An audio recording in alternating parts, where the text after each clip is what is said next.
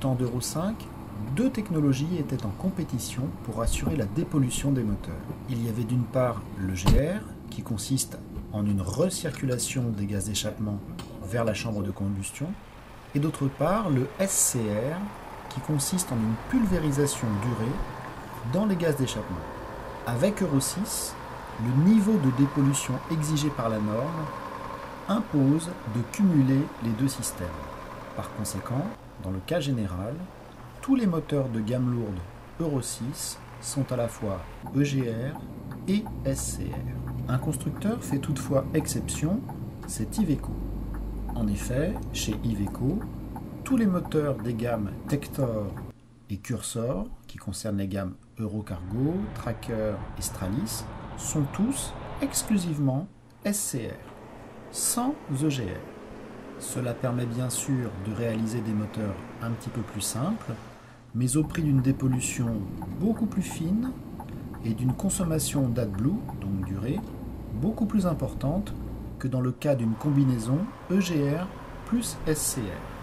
En gamme lourde, Scania est le seul constructeur à proposer une double offre.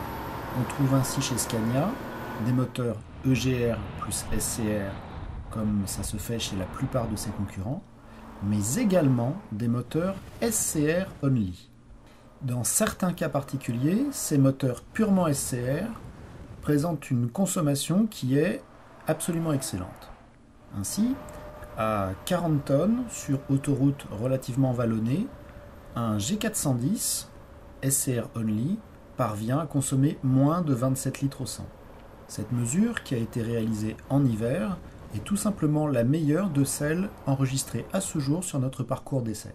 Très économe en carburant, le G410 SCR only n'est pourtant pas particulièrement polyvalent. C'est un véhicule qui se montre économe dans un cas particulier.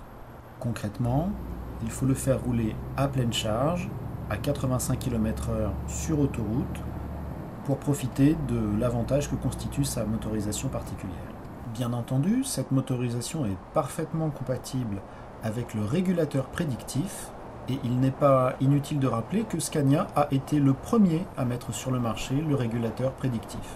Ainsi, la chaîne cinématique s'adapte au relief à venir de l'itinéraire. En 2009, Scania a également été le premier à mettre sur le marché une évaluation en continu de la qualité de conduite du conducteur. Il s'agit pour le système d'apprécier le degré d'anticipation dont fait preuve le conducteur dans le cadre de sa conduite. Comme nous l'avons dit, les solutions SCR only consomment beaucoup plus d'AdBlue que les solutions EGR plus SCR. Avec EGR plus SCR, on est habitué à avoir une consommation d'AdBlue de l'ordre de 2 à 3% de la consommation de gazole.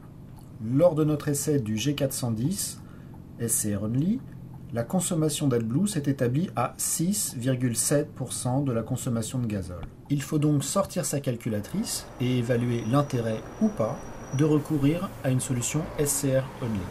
D'ores et déjà, Scania a annoncé une version 450 chevaux de son 13 litres SCR only.